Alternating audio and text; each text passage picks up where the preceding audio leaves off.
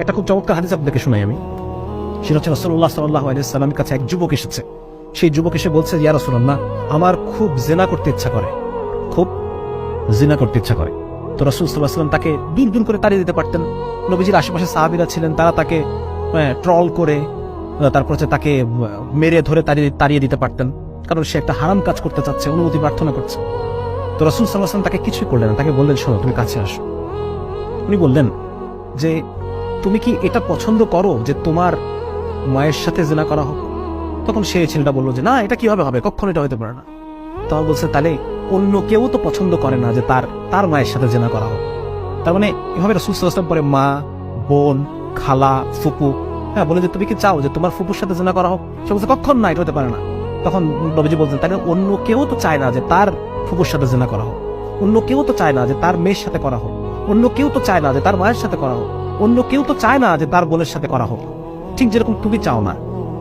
তাহলে আজকে যে মেয়েটাকে পর্নোগ্রাফির মধ্যে যে মেয়েটাকে দেখে আপনি একটা ফিলিংস নিচ্ছেন, ঠিক আছে না? আপনি তো চান না যে আপনার বোনকে দেখে কেউ এরকম ফিলিংস নিক।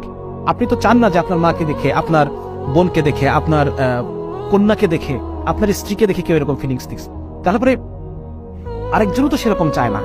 এই মেয়েটারও তো ভাই আছে, এই মেয়েটারও তো বাবা আছে, এই মেয়েটারও তো সন্তান থাকতে পারে। মানে ব্যাপারটা হচ্ছে এইটা যে আমার সাহেব বলেছিলেন যে যখন কাউকে দেখে অন্তরের মধ্যে এই ধরনের একটা কুপ্রবৃত্তি জাগ্রত হবে, তখন সাথে সাথে সেই জায়গায় নিজের মাহরাম নারীদের কথা কল্পনা করা এবং সাথে সাথে উইথড্র করা। কারণ আমাদের মাহরাম নারীদের এরকম আমরা দেখতে চাই না, কারো ভোগের পাত্রী হিসেবে আমরা দেখতে চাই না। আমার মাহরাম নারীদেরকে আমি অনাবৃত অবস্থায় এভাবে দেখতে চাই না যে অন্য কোনো পুরুষ তাদেরকে এভাবে তাদেরকে পণ্যের মতো ব্যবহার করুক, তাদের সাথে এরকম বেইজ্জতের সাথে তাদের সাথে আচরণ করুক। আমরা এটা চাই না, আমরা এটা স্বাভাবিকভাবে আমরা এটাকে রিপালস করি, আমরা এটা বিকর্ষণ করি। তো ঠিক একই রকম ভাবে এটা চিন্তা করা যে কত শত বোনের চোখের পানি আছে এখানে, কত মায়ের চোখের পানি আছে এখানে, কত মায়ের কত কন্যার চোখের পানি আছে এই পর্ন ইন্ডাস্ট্রির পিছনে। এই বিষয়টা যদি একটু চিন্তা করা যায়, তখন আপনারা এটাকে ঘৃণা করতে শিখবেন। আমি জাস্ট এই তুলনাগুলো বললাম রাসূল সাল্লাল্লাহু আলাইহি ওয়াসাল্লামের হাদিসের আঙ্গিকে, যে উনি রাসূল সাল্লাল্লাহু আলাইহি ওয়াসাল্লাম আমাদের মাহরাম নারীদের সাথে তুলনা দিয়ে বুঝিয়েছেন যে জিনিসটা কতটা খারাপ, জিনিসটা কতটা অপছন্দনীয়, কতটা নিকৃষ্ট এবং গর্হিত এবং কতটা ঘৃণার্হ এই বিষয়গুলো।